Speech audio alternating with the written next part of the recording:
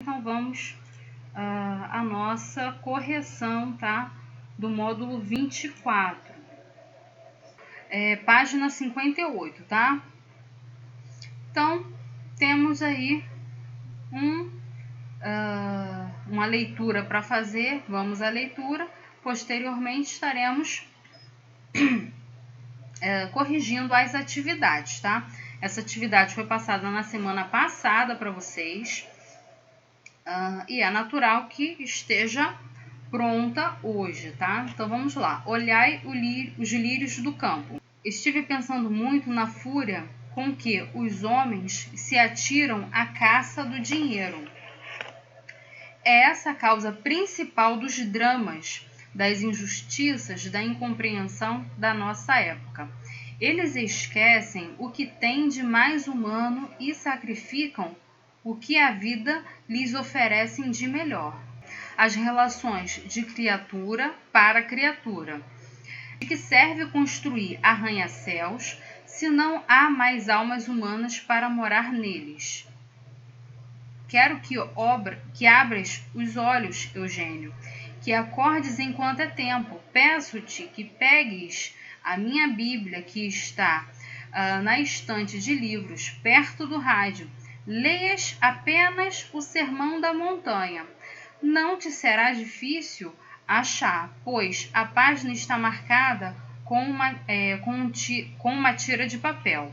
Os homens deveriam ler e meditar esse trecho, principalmente no ponto em que Jesus nos fala dos lírios do campo, que não trabalham nem fiam, e no entanto nem Salomão em sua glória jamais se vestiu como um deles. Está claro que não devemos tomar as parábolas de Cristo ao pé da letra e ficar deitados à espera de que tudo nos caia do céu. É indispensável trabalhar, pois um mundo de criaturas passivas seria também triste e sem beleza. Precisamos, entretanto, dar um sentido humano às nossas construções.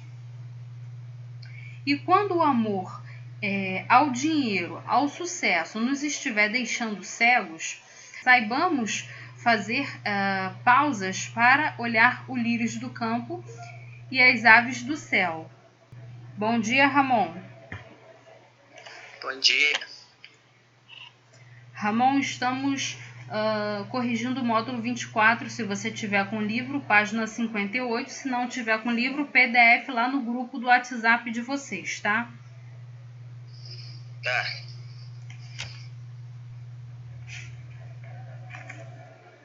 Só um minutinho aqui que eu vou colocar seu nome aqui.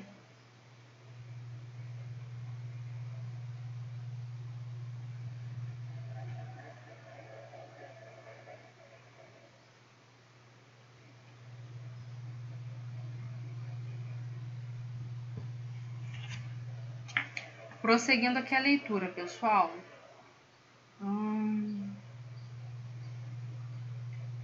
Vamos lá. Não penses que estou fazendo o elogio do puro espírito contemplativo e da renúncia, ou que o povo deva viver narcotizado pela esperança da felicidade na outra vida. Há na Terra um grande trabalho a realizar. É tarefa para seres fortes, para corajosos. Não podemos cruzar os braços enquanto os aproveitadores sem escrúpulos engendram os monopólios ambiciosos, as guerras e as intrigas cruéis. Temos que fazer-lhes frente. É indispensável que conquistemos este mundo, não com armas do ódio e da violência, e sim com armas do amor e da persuasão. Considere a vida de Jesus. Ele foi, antes de tudo, um homem de ação e não um puro contemplativo. Quando falo em conquista, quero dizer a conquista de uma situação decente para todas as criaturas humanas, a conquista da paz digna através do espírito de cooperação. Enquanto falo em aceitar a vida, não me refiro à aceitação resignada e passiva de todas as desigualdades, maldades, malvadezas, abusos e misérias do mundo. Refiro-me sim à aceitação da luta necessária, do sofrimento que essa luta nos trará nas horas amargas a que ela forçosamente nos há de levar. Então a gente tem um trecho aqui desse romance, né, Olhai os lírios dos campos, de Érico Veríssimo, tá? Então vamos à nossa atividade. Entenda a crônica. Na sua opinião, qual é o principal motivo de tantas injustiças entre os homens? Hein, pessoal?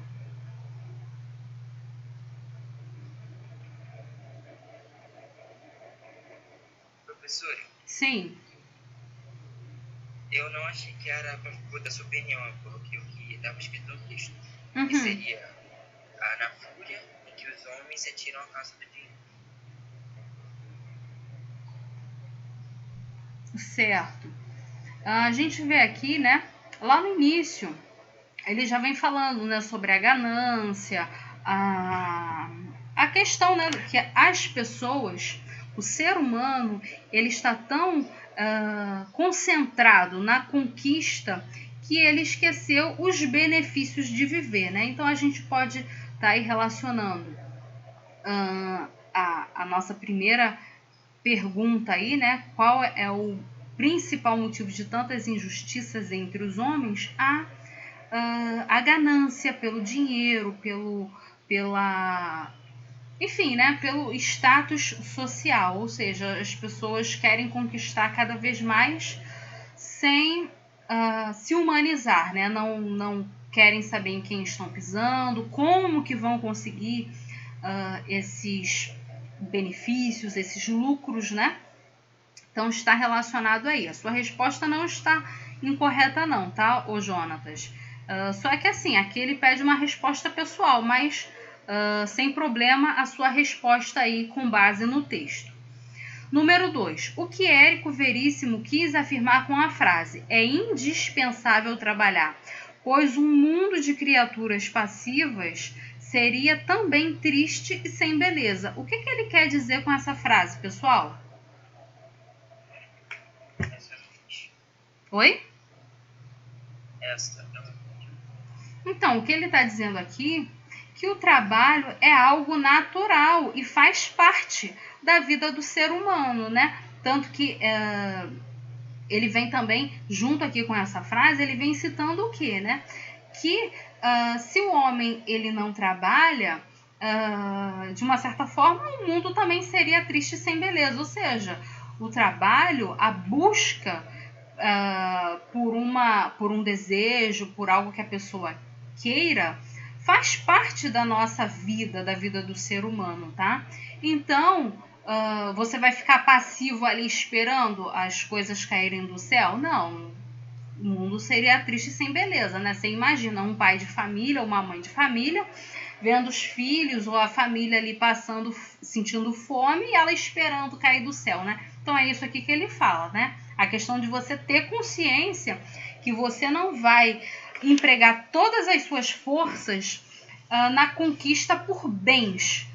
Eu preciso ter lá o status de $1 milhão na minha conta, R$1 milhão na minha conta. E você faz de tudo para conseguir. Não, o que ele está falando é o seguinte, você vai trabalhar para conseguir o seu sustento, seu bem-estar, a sua mordomia, mas não a ponto de se sacrificar ou sacrificar, né, seus amigos, sua família ou outras pessoas ali que estão próximas de você por conta desse trabalho excessivo, né, dessa busca excessiva por bens, tá? Por riquezas. 3. Humanizar o mundo e os homens é um trabalho para quem?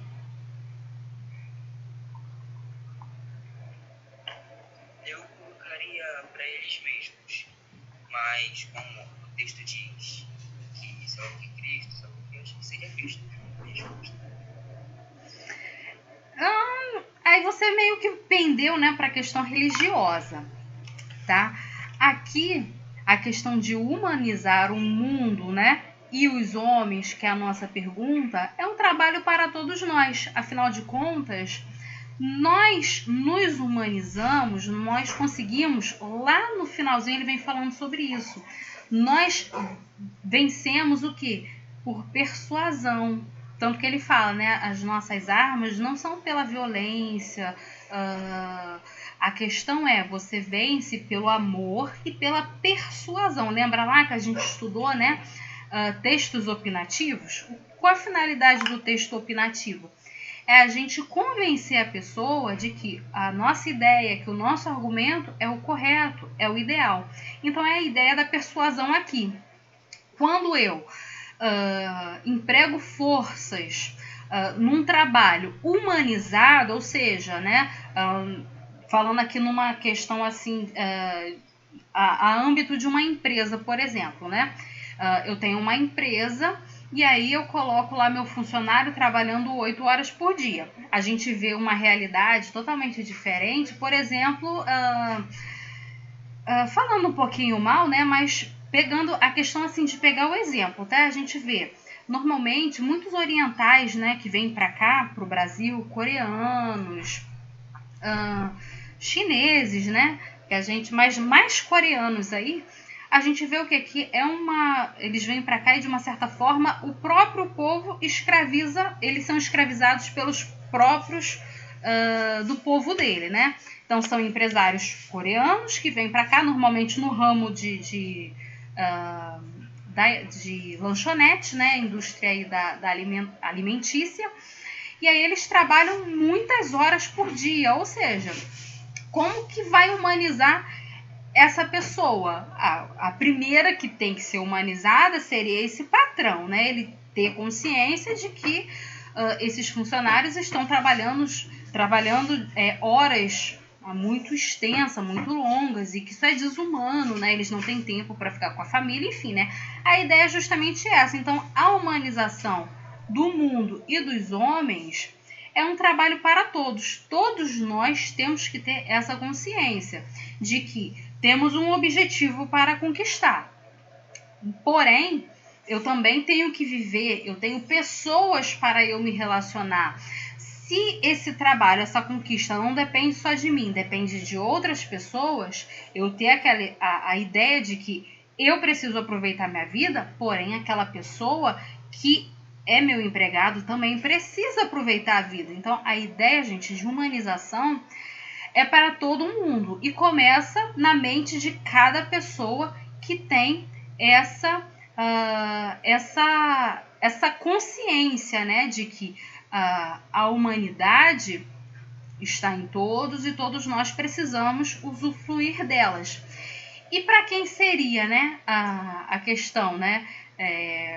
Quem que vai conseguir humanizar o mundo? São os fortes, são os corajosos. Aliás, né, não é todo mundo que tem essa coragem e essa força de se colocar frente aí a esses abusos desumanos a qual ocorrem, né, na corrida, né, pela fama, pelo dinheiro, certo, pessoal?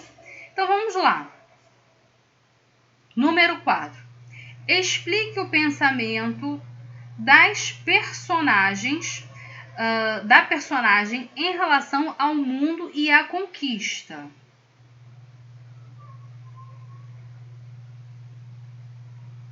Alguém fez essa, número 4?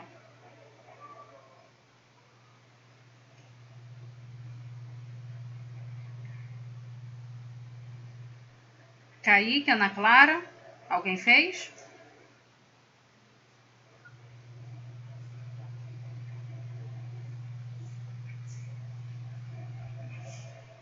Número 4 aqui, pessoal, ele vem falando o quê? Explica o pensamento da personagem em relação ao mundo e à sua conquista. Então a gente tem aquela ideia, né, no texto que nós lemos, de que todos nós devemos, né, ter uma vida todos merecem uma vida decente, sem preconceitos, sem injustiças, como falei anteriormente, né? Serem, né, humanos e humanizarem o mundo em que vivem, ou seja, essas pessoas precisam ter consciência da sua posição no mundo e agirem, né, de forma consciente, de forma decente, a terem trabalho, a buscarem seus sustentos, a buscarem seu bem-estar, mas de forma que não excedam aí, né, a abusos, tá? Número 5.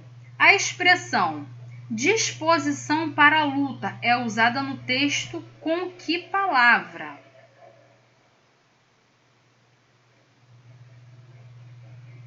Alguém fez a número 5 do praticando? Ok. O que você quer falar? Número 5. A expressão disposição para a luta é usada no texto com que palavra?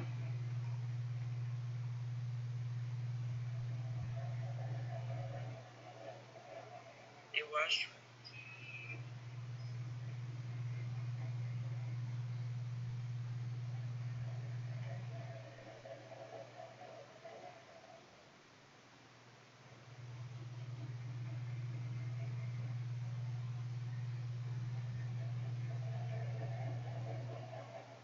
Alguém fez?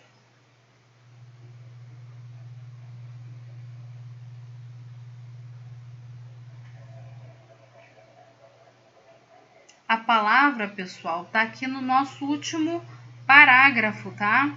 É aceitar, aceitação, que é a palavra que ele utiliza, que ele faz aqui referência à disposição para a luta, no nosso último parágrafo aí.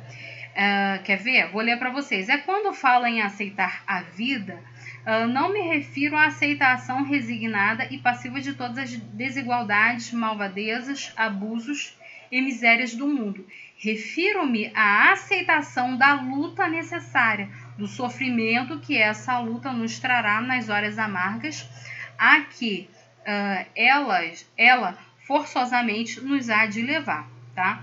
Então, quando ele fala aqui no número 5, a disposição para a luta, ele utiliza aqui a palavra aceitação, ou seja, né, você aceitar, perceber que aquela situação ali, embora seja uma situação que te traga ali algum sofrimento, né, mas ela vai te trazer ali benefícios devido ao esforço que você faz, tá? 6, perdão. Você concorda com a ideia de que o homem deve aceitar todos os sofrimentos aqui na Terra, porque a felicidade o espera no céu? Gente, alguém concorda com essa afirmação aí? Que você deve ser passivo com relação ao sofrimento? Aqui porque uma vida feliz e ótima, maravilhosa te aguarda no céu? Alguém tem... O que vocês acham da número 6?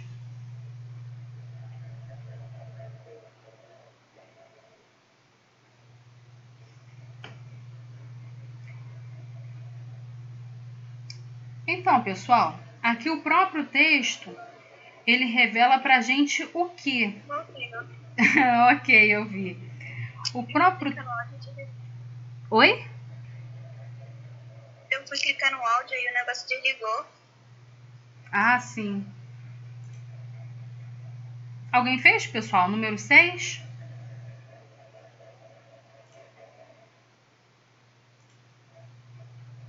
Então, pessoal, o próprio texto, ele mostra pra gente o quê? Lá, como eu até li, né, o último trecho aqui pra gente, ele mostra o quê? Em todo o texto, o autor, ele faz citações aqui, né, de Jesus, enfim, né, fazendo aqui alusão à questão religiosa, mas não no sentido religioso, né? A figura, a pessoa de Jesus, falando aqui sobre a questão de você não ter que se esforçar ao extremo, não buscar, né, por tantos benefícios terrenos. Por quê? Porque, além do mais, você precisa também aproveitar desses benefícios. Não adianta você trabalhar 12 horas por dia por causa de dinheiro, né? Eu tenho que trabalhar 12, 16, 18 horas por dia, porque isso aqui vai me dar, eu vou ter muito dinheiro na minha conta, mas você não conseguiu usar. É a ideia do texto, né? Você trabalhar para você ter o necessário para você usufruir, ter bem-estar, né? Você ter uma vida cômoda, mas você também conseguir aproveitar esse dinheiro, né? Do que adianta ter dinheiro se você não consegue gastar? Então, essa que é a ideia do texto. Então, ele fala, na número 6, ele pergunta se você concorda com essa ideia, né, de que, não, eu sou um pobre miserável, então eu vou aceitar essa miséria extrema aqui, porque no céu eu vou ter uma vida farta, muito feliz. E no texto a gente observa o que o autor ele é radicalmente contra isso. Pelo contrário, ele fala o quê? Você não pode estar no extremo buscando, né, muito dinheiro. Você não pode entrar na paranoia de que eu quero muito dinheiro, muito dinheiro, muito dinheiro e não viver. Porém, você também não pode entrar no oposto extremo, que seria, aqui como eu falei para vocês, aceitar a pobreza, a miséria de forma passiva. Não. Ele fala o quê? Que nós temos que lutar por nossos objetivos, temos que trabalhar, buscar nossos objetivos, porém não podemos ser extremos, nem para um lado, né? Ser aquela pessoa que só pensa no dinheiro e esquece todo o resto, e nem ser o oposto extremo, que é aquela pessoa que fica ali parada esperando a vida, né? Zeca Pagodinho, deixa a vida me levar, a vida leva eu, né? Não isso, é a ideia aqui que ele fala, né? Nós temos que fazer um esforço para a gente ter uma vida cômoda, termos o que a gente quer, só que sem lá a questão de falta de humanidade, esquecer que a gente tem vida, ou que as pessoas que dependem da gente também têm vida e precisam se divertirem, precisam usar, né, gastar esse dinheiro, que é muito bom, né, gente? Gastar dinheiro é maravilhoso, né? Então vamos lá, 7. O que você deveria o que deveria ser mais importante para o homem? Ter mais ou ser mais? Por quê? Alguém fez essa questão, pessoal? São questões assim mais filosóficas, né? Mais que a gente pensa sobre nós, sobre o mundo. O que vocês acham? O que é mais importante para o homem? É ter mais, falando aí em questões monetárias, né? Questão de dinheiro, ou ser mais? O que vocês acham? Professora, eu não fiz essa não, mas eu acho que ser mais, né? Não sei explicar, vou explicar aqui, mas eu não venho para explicar assim, mas acho que é ser mais. Sim, correto, tá? Por que ser mais, né? A gente vê que, com base no texto, ele está justamente, de uma certa forma, fazendo uma crítica aqui a essas pessoas que querem mais e mais, querem sempre mais. E aí, o ponto, né, que ele traz aqui, a essência do texto, mostra pra gente o quê? Que ser mais é muito mais importante para o ser humano. Por quê? Se eu tenho uma quantidade de dinheiro, trabalho, busco, como eu falei para vocês, um conforto, né? Todos nós queremos ter uma vida confortável, né, pessoal? Ninguém quer viver aqui com escassez, faltando isso, faltando aquilo. Não, a gente quer ter uma vida confortável. Por exemplo, agora, chega final de ano, fazer uma ceia farta nas festas de fim de ano, poder passear, viajar, usufruir do que a gente conseguiu aí ao longo do ano, né? Porém, com o objetivo de a gente ter consciência de que nós temos o dinheiro para a gente gastar, para a gente aproveitar com a nossa família, ter lá férias, lazer, com as pessoas que amamos, né? Porque o ponto que ele mostra para a gente, lá na citação que ele faz até de Salomão, né? Que os lírios do campo, né? Se vestem muito bem, até mais do que o rei Salomão. Ou seja, o que eles falam para a gente? Os bens são passageiros, não adianta você ter muito dinheiro, ter uma casa maravilhosa, uma mansão, enfim, né? A ideia aqui é o que? Não me adianta ter nada disso e eu ser uma pessoa mesquinha, que não tem caráter, que não sabe respeitar o espaço das outras pessoas, ou seja, ser uma pessoa abusiva. Então, ele mostra o quê? Que os bens, tudo que eu consigo, gente, dinheiro, carro, roupas, casas, né? Tudo isso é passageiro. E o que fica é o nosso caráter. Quando nós partimos dessa vida aqui, né? Se tiver uma próxima, a ideia é o quê? O seu legado que vai ficar é o que? É o que você fez, é a sua bondade, são as suas características de seu caráter, né? Era uma pessoa legal, era uma pessoa boa, era uma pessoa que ajudava, era uma pessoa que trabalhava, tinha dinheiro, mas dividia. Essa que é a ideia aqui, como a Ana Clara falou, é ser mais. Tá aqui trabalhando a questão do caráter do ser humano, tá? 7, já corrigimos, né? Vamos aqui para o Praticando em Casa. Aula de português, Carlos Drummond de Andrade. A língua na ponta da língua, a linguagem na ponta da língua, tão fácil de falar e de entender. A linguagem na superfície estrelada das letras, sabe lá o que ela quer dizer. Professor Carlos Góes, ele é quem sabe e vai desmatando o Amazonas da nossa ignorância. Figuras de gramáticas esquipáticas atropelam-me, aturdem-me, sequestram-me.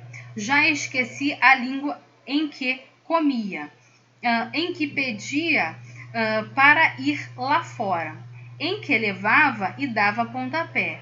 A língua breve, língua entrecortada. Do namoro com a prima, o português são dois. Ou o outro mistério, Carlos Drummond de Andrade. Entenda o poema. Explorando a função emotiva da linguagem, o poeta expressa o contraste entre marcas de variação de usos da linguagem em a. Situações formais e informais, diferentes regiões do país, c. Escolas literárias distintas, d. Textos técnicos e poéticos e diferentes épocas. A. Número 2. A partir da leitura dos textos, considere as proposições feitas sobre esses. Nosso primeiro texto aí, tá? Observando os versos, atropelam-me, aturdem-me e sequestram-me, podem-se afirmar que o eu lírico guarda uma boa lembrança do estudo de gramática em sua infância. Segundo trecho aí. O uso das aspas nas orações português é muito difícil e brasileiro não sabe português isenta a responsabilidade do autor ao escrever tais enunciados, indicando que não é ele quem afirma isso, mas as pessoas em geral. Trata-se de uma visão de ideias comuns na sociedade brasileira.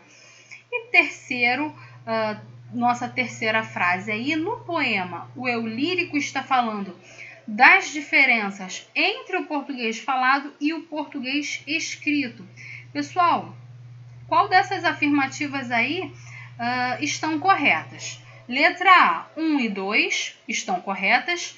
B, 2 e 3 estão corretas.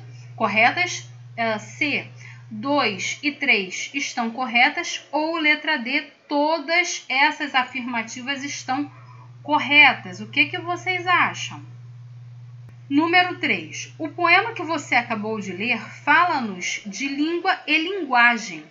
A linguagem na ponta da língua, já que a língua em que comia. Esses dois termos são sinônimos, pessoal? Não entendi muito assim. Então, a gente aprendeu lá atrás que língua é uma coisa e linguagem é outra, né? A linguagem está relacionada tanto a fala, a sinais, a figuras, enfim, a linguagem ela é mais abrangente, tá? Já a língua está relacionada aí ao código linguístico, ou seja, né? No nosso caso seria aí ao português, né? As normas gramaticais, enfim. E linguagem já abrange tudo, o código linguístico, ou seja, né? O idioma, o português, de um modo geral, e também a qualquer outra linguagem, por exemplo, as línguas de sinais, os sinais de trânsito, enfim, a gente tem aí uma situação mais completa, tá? E ele faz a segunda pergunta, se esses dois termos, língua e linguagem, são sinônimos. E de uma certa forma eu já até te respondi aqui. Então, trabalhando aqui, né, essa questão, como eu já tinha começado aqui a explicação, elas não são sinônimas, tá? Língua e linguagem não são termos sinônimos, tá? Como eu falei para você, linguagem é todo sistema, né, de conversação. Ou seja, tudo que permite conversação, comunicação, está relacionada à linguagem. Ou seja, placas de trânsito é uma forma de linguagem. Libras, né? É uma forma também de comunicação. Por exemplo, quadrinhos, né? HQs, são formas, tudo isso é forma de linguagem, tá? Já a língua não. A língua tá relacionada aí como eu falei, ao código escrito. Ou seja, no nosso caso, ao português, lá do americano, seria o inglês, né? Seriam já os códigos de linguagem, tá? É um código específico. No nosso caso, o português. Pode ser a norma culta, né? Que é essa que a gente aprende na escola, ou a forma coloquial, que é essa forma que a gente fala mais no dia a dia, uma forma mais despojada, mas aí já está relacionado à língua, tá? Então, não são sinônimos, tá? Pessoal, aqui no número 2, só ratificando aqui, corrigindo a informação que eu dei para vocês. A número 1, quando a primeira afirmativa aqui, quando ele fala que observando os versos, atropelam-me, aturdem-me e sequestram-me, aí ele fala que pode-se afirmar que o eu lírico guarda uma boa lembrança do estudo da gramática na infância. Essa afirmativa aqui não é correta, tá? Quando ele fala atropelam-me, aturdem-me e sequestram-me, na verdade ele não está tendo boas lembranças, não. Ele está tendo mais lembranças aí da infância dele da gramática, né? Um atropelamento não é nada legal, né? Ou seja, ele está mostrando o quê? Que o aprendizado dele da gramática na infância foi uma coisa assim muito que meio que deixou ele traumatizado. Então, ratificando a número 2, somente a 2 e a 3 estão corretas, tá? Português é muito difícil e brasileiro não sabe português, são citações que muitas pessoas falam, tá? Então, eu estou aqui generalizando, seria aí um conceito, né, muito popular e que de uma forma, né, a gente, se a gente faz aí o estudo, né, da linguagem, né, aí a gente já entra aí em outros campos da língua portuguesa, outros estudos da língua portuguesa, a gente observa o quê? Que uma ideia que é muito errada com relação a essas duas frases aí, tá? E a terceira está correta aqui, tá? Então, eu tenho lá um português lá que é falado e um português que é escrito, que estaria relacionado lá à nossa número 2, como eu falei para a nossa número 3, né? Que seria lá a norma culta, que seria esse português escrito, que ele tem, a gente precisa prestar mais atenção nas regras gramaticais, nas pontuações, enfim, né? São várias coisas aqui que abrangem a questão da escrita. E essa forma mais despojada, né, que é a forma que a gente fala no dia a dia, que a gente não se atenta muito para as regras gramaticais, a gente faz algumas colocações que estariam em desacordo com essa regra, a norma gramatical. Voltando aqui para o número 4. A expressão na ponta da língua é denotativa ou conotativa? Explique. É conotativa, né? O português, né, ou a língua, né, não está na ponta da língua. Enfim, é o modo que a gente fala de que seria aqui a gramática internalizada, né? Ou seja, o bebê, quando ele tá ali começando a falar, ele fala como brinquedo, né? Enfim, ele não articula todas as palavras da forma que, quando a gente aprende, a gente vai colocando, né? Eu quero o brinquedo, me dá o brinquedo, porém já está na ponta da língua dele, né? Que seria lá a chamada gramática internalizada, ou seja, de uma certa forma a gente contradiz aqui, como eu falei para vocês, essa ideia aqui de que brasileiro não sabe falar português, ou seja, já está dentro da gente, a gente só precisa aprimorar aí a questão da gramática, que já está dentro da gente, tá? Então, pessoal, a resposta da número 4, né, é que ela é conotativa, tá? 5. Apesar do paralelismo entre a primeira e a segunda estrofe, ambas se iniciam de formas semelhantes. A linguagem na ponta da língua e a linguagem na superfície estrelada. Elas se opõem. Explique essa oposição. Vocês conseguem falar sobre essa oposição aí? A linguagem na ponta da língua e a linguagem na superfície estrelada. Alguém consegue, gente, explicar essa oposição que, embora pareça semelhante, ela é oposta? Sim ou não?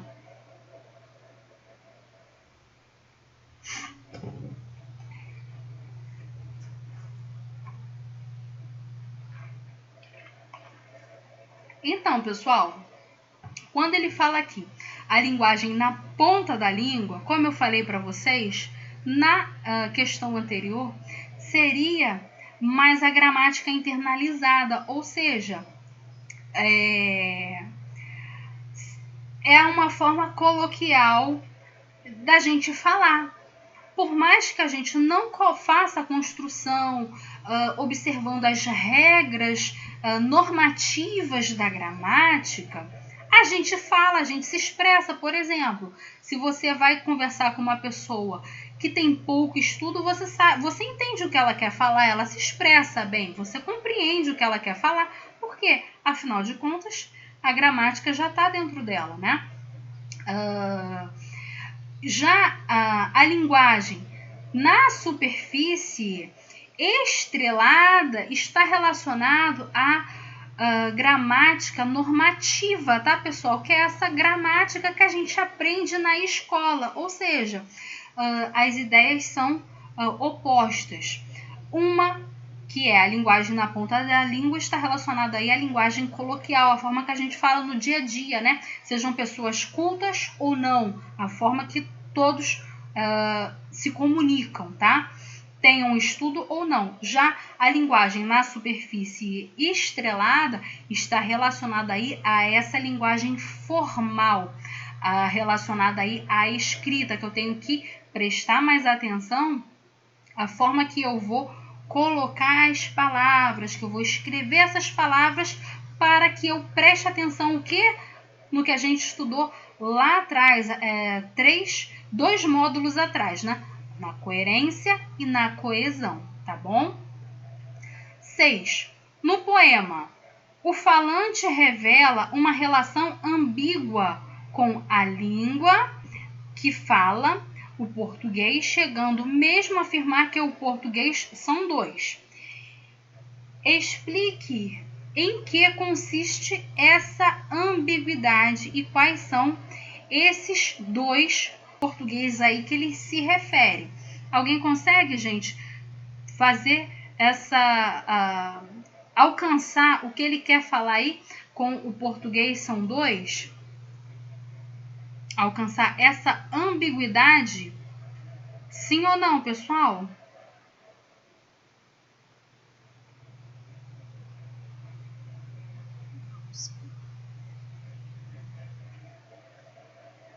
Mas por que você acha? Qual é a sua ideia com relação a essa questão? Consegue aí achar a ambiguidade? Ó, eu já vou dar uma dica. Essa resposta aí está relacionada ao número 5, a tudo isso que eu expliquei aqui.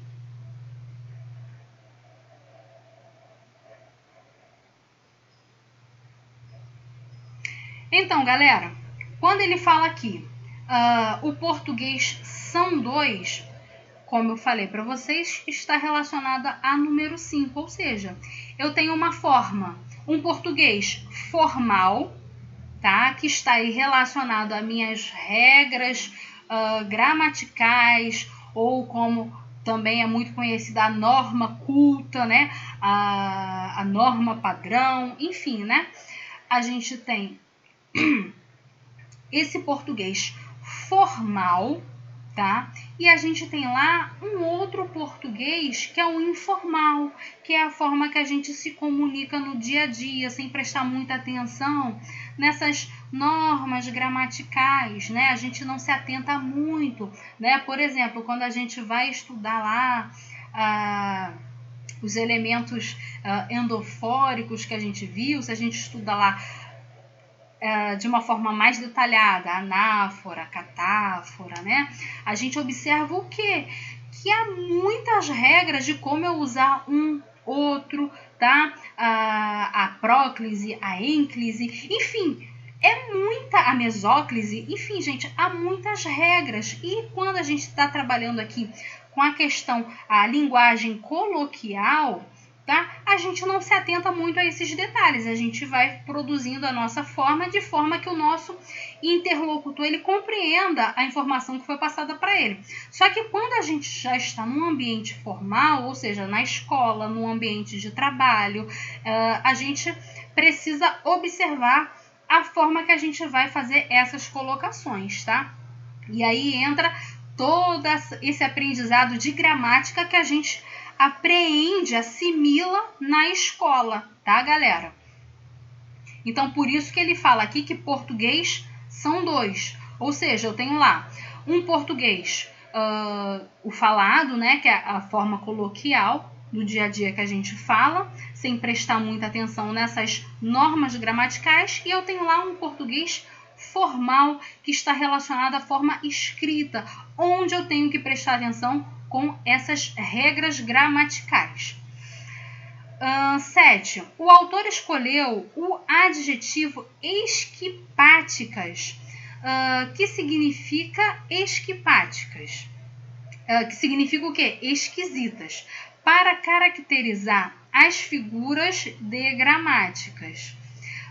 Por que ele teria preferido esquipáticas a esquisitas? Por que ele fez ele fez a escolha, né? Em vez de falar esquisita, ele escolheu a palavra esquipáticas.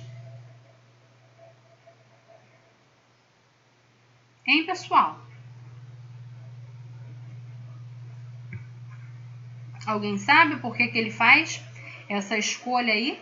Uma em vez da outra? Não sei, mas no final da palavra esquipáticas parece o final da palavra gramática. Então, esquipáticas, né?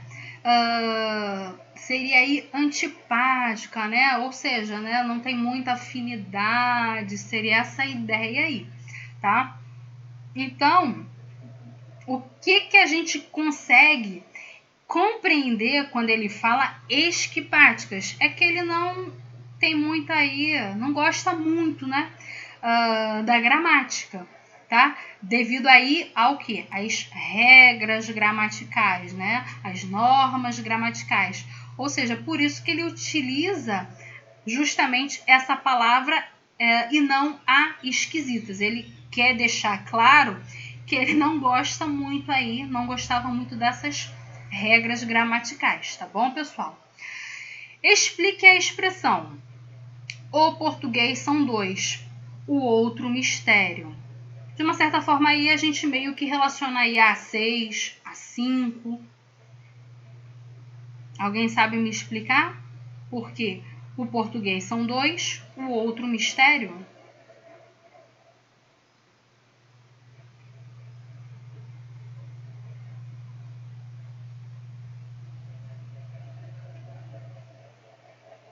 Sim ou não, galera?